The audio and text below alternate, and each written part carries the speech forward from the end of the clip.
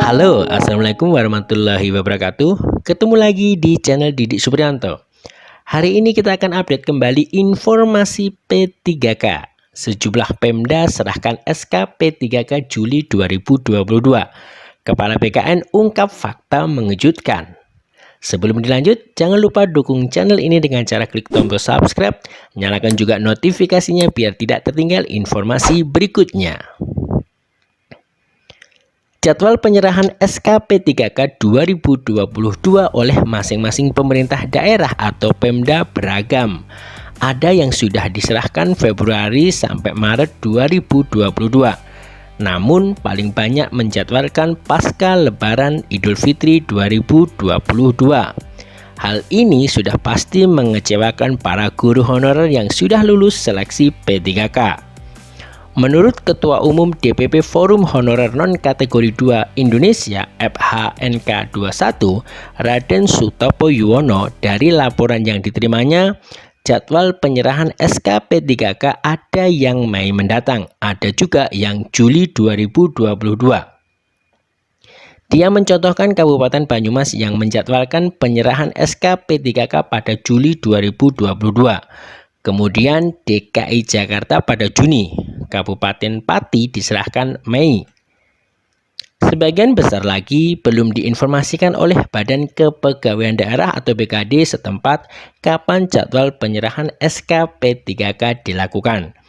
Ini menimbulkan keresahan di kalangan guru honorer karena berbeda-beda jadwalnya, kata Sutopo. Mengenai perbedaan jadwal penyerahan SK P3K tersebut, Pelaksana Tugas PLT Kepala Badan Kepegawaian Negara atau BKN, Bima Haria Wibisana mengatakan hal tersebut menjadi kewenangan masing-masing Pemda. Sebagian besar Pemda mengalami kesulitan anggaran untuk membayar gaji dan tunjangan P3K. Itu sebabnya, kata Bima, Pemda meminta waktu untuk pengusulan NIP P3K. Ada juga daerah yang mengontrak P3K tidak langsung 5 tahun. Yang mengontrak P3K hanya setahun. Ya karena daerah nggak punya duit, ujarnya. BKN lanjutnya sudah mengeluarkan surat agar Pemda segera mengusulkan penetapan NIP P3K. Namun sejumlah daerah karena keterbatasan anggaran belum bisa mengajukan secepatnya. Dalam kondisi tersebut, Bima menegaskan BKN tidak bisa memaksa Pemda. Yang pasti prosedurnya ialah ketika usulan penetapan NIP P3K diajukan ke BKN, kemudian diproses dan akhirnya diterbitkan. Ada kewajiban Pemda yang harus dilakukan. Pemda dalam 30 hari sudah menerbitkan SK P3K. Ketika SK P3K diterbitkan, kata Bima, otomatis Pemda harus membayar gaji dan tunjangan P3K.